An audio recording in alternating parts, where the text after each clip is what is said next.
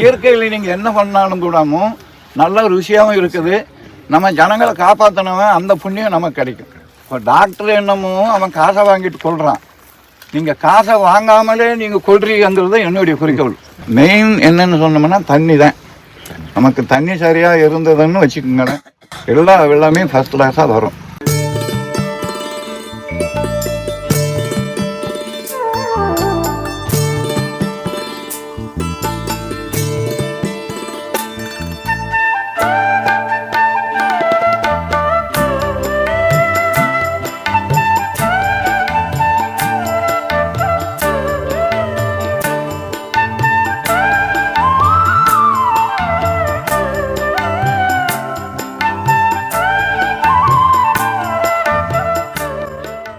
Main என்னன்னு சொன்னோம்னா தண்ணி தான்.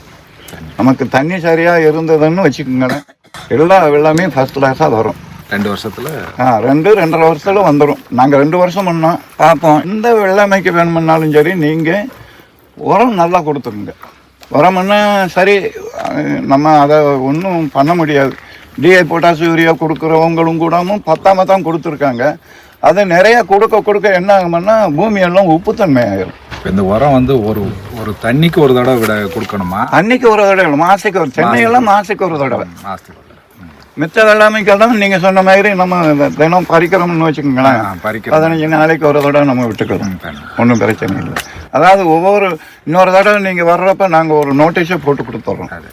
என்ன வெள்ளாமைக்கு எத்தனை தடவை விட்டுறது, எத்தனை நாளைக்கு ஒரு தடவை விட்டுறது. நம்ம மாதம் நம்ம சொல்லிக்கிட்டு கிடக்கிறத விட A to Z இந்த மாதம் கண்டிப்பாக, இந்த மாதம் ஒரு மாதம் ட்ரை பண்ணி ஒரு நோட்டீஸ் அடித்து கொடுத்துருவோம். நீங்கள் பாருங்க, எல்லா வெள்ளாமைக்குமே தென்னை, கரும்பு, வாழை, காய்கறி பயிர்களுக்கு செப்பரேட் அடிச்சிடுவோம், நீண்ட நாள் பயிர்களுக்கு செப்பரேட் அடித்து பண்ணிக்கிடுவோம். நாங்கள் என்னமோ முன்னாடி எண்ணெயை கண்டுபிடிச்ச எண்ணெயை கொடுத்தோம்னா மனுஷனுக்கு குழு பிடிக்குதுன்னு சொன்னால இந்த படித்தவன்லாம் சரி, இவன் தின்னு போட்டு சும்மா உட்காந்துருப்பான், இவனுக்கு குழு பிடிக்கலாம். செடி கொடுத்தா அது முளைக்கும், இலை வரும், காய்க்கும், பூ வரும். கடைசியில் எல்லாத்தையும் இவனுக்கு கொடுத்துட்டு நம்ம போயிடுமோன்னு போகும். அது கொடுத்தா எப்படி இருக்கும்னு தான் நம்ம 40 வருஷத்துக்கு முன்னாடி நமக்கு ஐடியா வந்தது. இந்த ஐடியா பண்ணோம்.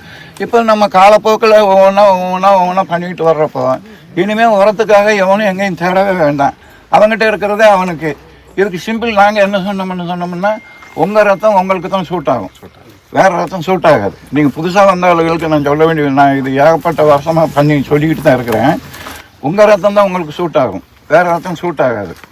அதே சமயத்தில் நீங்கள் சாப்பிட்றதும் அவர் சாப்பிட்றதும் இவர் சாப்பிட்றதும் எல்லாம் ஒரே உணவு தான். அரிசி, பருப்பு, காய்கறி, மாமிசம் குடிக்கிற வகை என்ன மாதிரி நீ பண்ணிக்கோ. ஓரத்தம் குரூப் ரத்தம் வேறு, இவங்க குரூப் ரத்தம் வேறு. அப்போது நம்ம சாப்பிட்றது ஒன்று, குரூப் ரத்தம் சேஞ்ச் ஆகிடுது. அதே மாதிரி எல்லா வெள்ளாமைக்கையும் நம்ம கொடுக்கறது NPK தான். நைட்ரஜன், பாஸ்பரம், பொட்டாசு இதுதான் தர்றோம். DAP, பொட்டாசு, யூரியா போட்டுக்கிட்டு இருந்தாங்க இது வரைக்கும். உங்களுக்கு சொல்கிறது உங்களுக்கு புரியுதா? முன்னாடி போட்டது முருங்காய் ஒரு மாதிரி டேஸ்ட்டு, தக்காளி பழம் புளிப்பாக வந்துருச்சு, கரும்பு இருக்குது அது இனிப்பாகி போச்சு, மாம்பழம் ஒரு வாசனையோடு. நீ போட்டது DI பொட்டாசு யூரியா தான். விதவிதமான ருசியை கொண்டு வர்றதுக்கு செடி ரொம்ப கஷ்டப்படுது. அதே ருசி உள்ளதை கொடுத்துட்டோம்னா சீக்கிரம் வந்துடும்ங்கிறது தான் நம்மளுடைய கண்டுபிடிப்பு. இயற்கையில் நீங்கள் என்ன பண்ணாலும் கூடாமும் நல்ல ருசியாகவும் இருக்குது.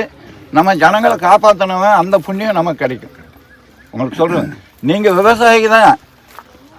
இப்போ டாக்டர் என்னமோ அவன் காசை வாங்கிட்டு கொள்கிறான், நீங்கள் காசை வாங்காமலே நீங்கள் கொள்றீங்கிறது என்னுடைய குறிக்கோள்.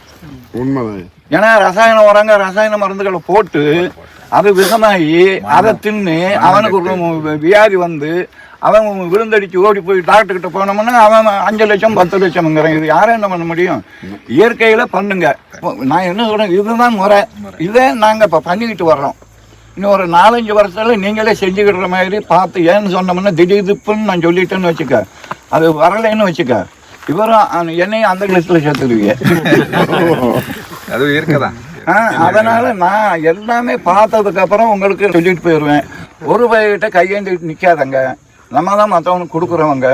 இதுக்கு ஒரு காலம் வரும். இந்த பச்சை துண்டு போட்டிருக்கிற எல்லாரும் பச்சை துண்டை போட்டு நமக்கு ஒரு காலம் வரும், அது வரைக்கும் பொறுத்திருக்கும். அவ்வளோதான் விஷயம்.